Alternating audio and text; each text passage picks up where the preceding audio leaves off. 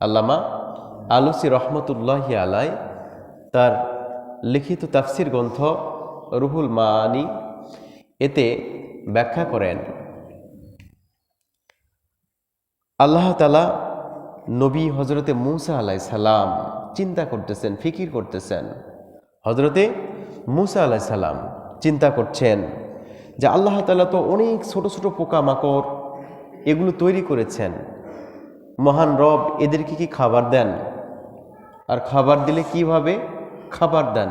এরা খাবার কোথা থেকে পায়?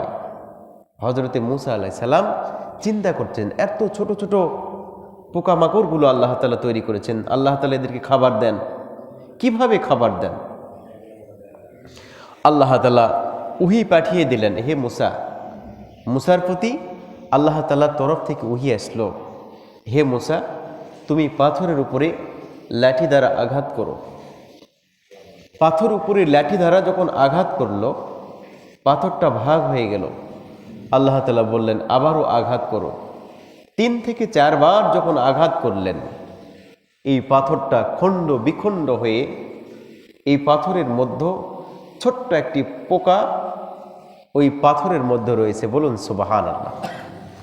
মুসা আলাইহিস সালাম অবাক হয়ে গেলেন যে এই পাথরের মধ্যে, যেই পাথরটা 3টা 4টা টুকরা করার পরে এই পাথরের মধ্যে একটি রয়েছে পোকা। শুধু তাই না, এই পোকার মুখে একটি পাতা রয়েছে, যেই পাতা সেই পোকার খাবার। সুবহানাল্লাহ। হযরত মুসা আলাইহিস সালাম অবাক হয়ে গেলেন। হযরত মুসা আলাইহিস সালাম অবাক হয়ে দেখতে লাগলেন পোকার এই কাণ্ড দৃশ্য। আল্লাহ তাআলা বললেন, হে মুসা তুমি এটা দেখেই অবাক হয়ে যেও না, বরং তুমি কান পেতে ভাবতে থাকো ওই পোকা কি করতেছে, কি বলতেছে।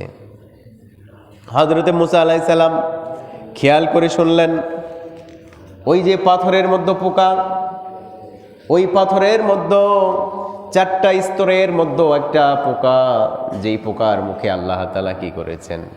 আল্লাহ তাআলা ওই পোকার মুখে একটা পাতা দিয়ে রেখেছেন খাবার স্বরূপ।